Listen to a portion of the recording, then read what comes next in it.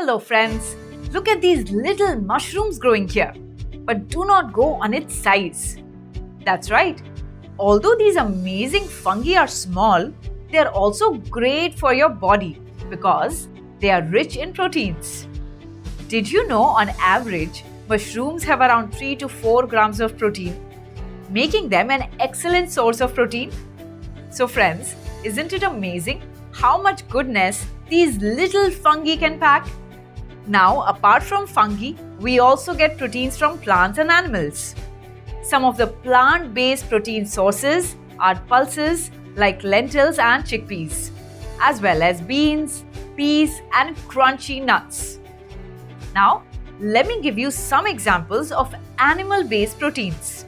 Milk, paneer, eggs, fish, and meat are packed with the proteins that our body needs to grow and stay strong.